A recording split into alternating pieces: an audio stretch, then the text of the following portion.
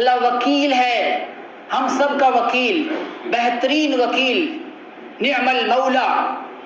اگر اللہ نے ہماری وکالت کری، دنیا کی کوئی پریشانی، دنیا کی کوئی منافقت، دنیا کی کوئی خباثت، دنیا کی کوئی دشمنی، دنیا کا کوئی حاسد، دنیا کا کوئی بھی جادوگر، ٹونا والا ہمارا کچھ نہیں کر سکتا اگر اللہ ہمارا وکیل ہے۔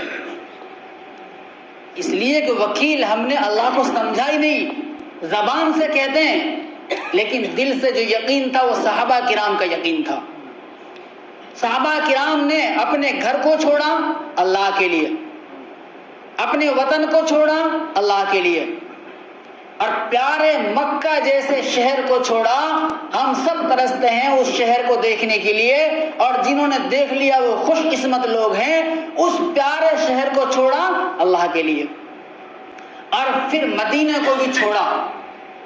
ایک وقت تھا جب مدینے میں صحابہ کرام جم چکے تھے، اور مدینے میں صحابہ کرام کی اور مسلمانوں کی حکومت تھی، اور پورے عرب پر حکومت کرتے تھے۔ اللہ کے نبی علیہ الصلوۃ والسلام نے صحابہ کرام کو حجۃ الوداع کے اندر، جو آپ کی آخری حج تھی، صحابہ کرام تقریباً 1 لاکھ کے آس پاس، اور بھی 1.25 لاکھ قریب تعداد بتائی جاتی ہے۔ اللہ کے نبی علیہ الصلوۃ والسلام نے اپنے اونٹ پر بیٹھ کر سارے صحابہ کو خطاب فرمایا، کیا میں نے دین کی بات پہنچا دی؟ ایک جواب دو۔ اللہ کے نبی نے صحابہ کرام سے جواب مانگا کہ کیا میں نے دین کی بات پہنچائی؟ کیا دین میں نے تم تک پہنچا دیا؟ صحابہ کرام کہنے لگے کہ جی پہنچا دیا، اور پہنچانے کا پورا حق ادا کر دیا، کوئی کسر نہیں چھوڑی۔ تو آپ نے کیا فرمایا؟ فَيُبَلِّغُ الشَّاهِدُ الْغَائِبُ، میں نے پہنچا دیا، اب جتنے بھی یہاں تم حاضر ہو تمہاری ذمہ داری ہے کہ وہ غائب تک میری بات پہنچائیں۔ جو غائب ہے یہاں سے، جو یہاں بات سن رہے ہیں، ان کی ذمہ داری ہے کہ ان باتوں کو وہ غائبوں تک پہنچائے جو یہاں نہیں ہیں۔ اس بات کو سننا تھا۔ وہ 1.25 لاکھ صحابہ کرام اسی وقت انہوں نے رخ کر لیا، کسی نے ملک شام کا، کسی نے ملک عراق کا، کسی نے جو ہے ایران کا، کسی نے ہندوستان کا، کسی نے افریقہ کا، فلسطین کا، مصر کا، چاروں طرف وہاں سے وہ پھیل گئے، اور اپنے پیارے شہر مدینہ منورہ کو بھی چھوڑ دیا۔ کس کے لیے؟ دین کے خاطر۔ آج ہم دین کے خاطر 15 منٹ کے لیے اپنے گھر کو نہیں چھوڑ سکتے۔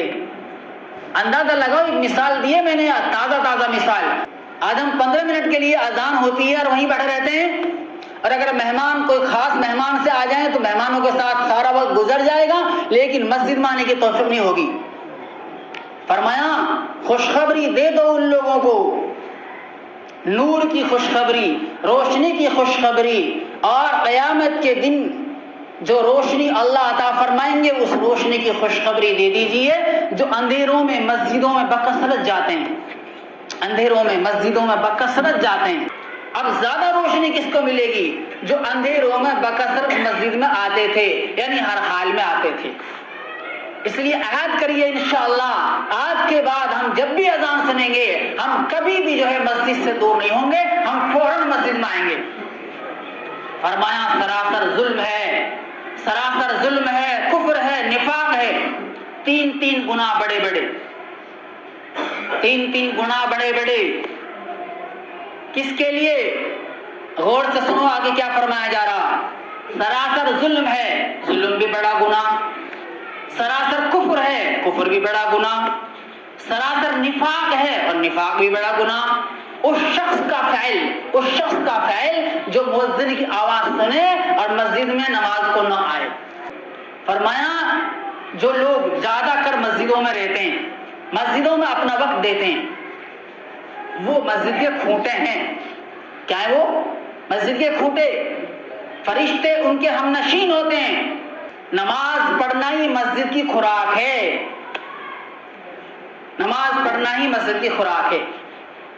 اگرچہ وہ مسجد کچی جھونپڑی ہو، اس مسجد کی خوراک ہے، وہ مسجد خوش ہوگی نمازیوں سے۔ مسجدوں کو آباد رکھو نمازیوں سے، نمازیوں کو بلا کے لاؤ، چاہے وہ گشت کے ذریعے سے ہوں، چاہے ملاقات کے ذریعے سے ہوں، اپنے بچوں کو دین سکھاؤ، نماز سکھاؤ۔ مسجدیں تو جنت کے باغ ہیں، اور جنت باغ میں جاؤ تو خوب چرو، جنت باغ میں جاؤ تو خوب چرو۔ صحابہ کہنے لگے کہ چرنے سے کیا مراد ہے، چرنے سے کیا مراد ہے، اور جنت کے باغ کیا ہیں؟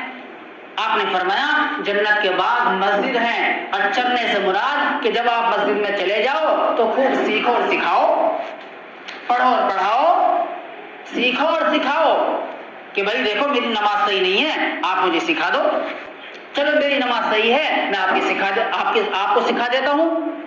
چلو دو بیٹھے ہیں وہاں پر، اس کی اتحیات سن لو یا اپنی اتحیات اسے سنا دو۔ یہ ہے مذاکرہ، دین کا مذاکرہ۔ صحابہ کرام ایسا مذاکرہ بار بار کرتے تھے، صحابہ کرام کو ایسے مذاکرے کا بے انتہا شوق ہوتا تھا، اور ایسے مذاکرہ کرنے والے ان کو مل جاتے تو ان کو دنیا سے زیادہ، دنیا و ما فیہا سے زیادہ خوشی ہوتی تھی۔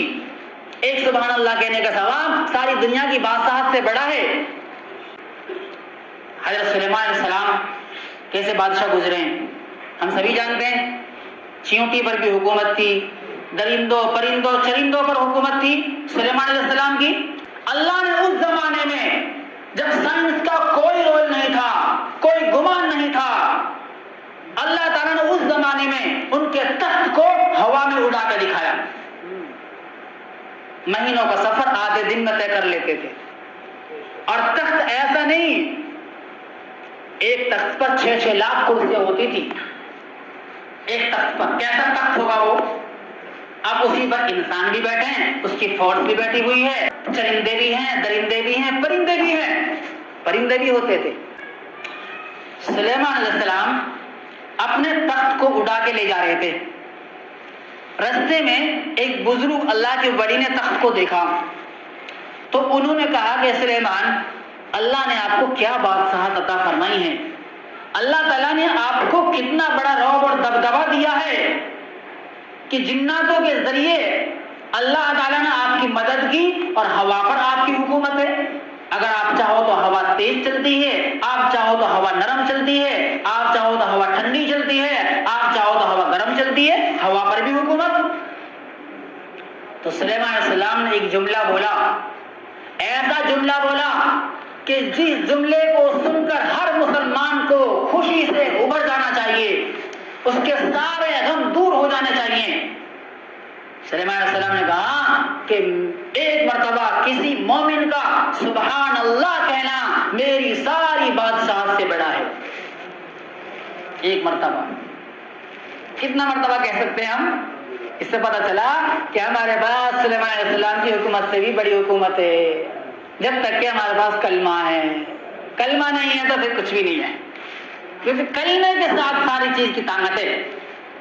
سب سے اہم جو کھمبا ہے نا، کھمبا، اسلام کے 5 کھمبے ہیں، سب سے اہم ہے کلمہ، اس کے بعد نماز، پھر زکوٰۃ، پھر روزہ، اور پھر حج۔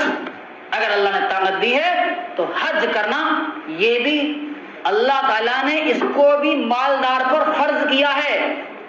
اللہ نے مال دیا ہے، ہم جو ہے وہاں کا سفر کر سکتے ہیں، ہمارا گھر کا خرچ بھی پورا ہو سکتا ہے، ہمارے پاس اتنا مال ہے کہ ہم حج کر سکتے ہیں، تو حج کرنا ضروری ہے۔ پھر بھی اگر ٹال مٹول کری تو وہ یہودی ہو کر مرے چاہے نصرانی ہو کر مرے، اتنی سخت وعید ہے۔ دعا مانگنے کے 3 فائدوں میں سے ایک فائدہ ضرور ہوتا ہے، یا تو جو مانگ رہے ہیں آپ وہی ملے گا، یا جو آئندہ پریشانی ہٹ جائے گی، اور اگر یہ دونوں چیزیں نہ ہوئی تو قیامت کے دن اس کا صلہ دیں گے اللہ تعالیٰ، اور قیامت کے دن جب صلہ ملے گا بندہ یہ سوچے گا کہ کاش میری دعاؤں کا دنیا میں مجھے بدلہ نہ ملا ہوتا، سب دعاؤں کا بدلہ آج ملا ہوتا۔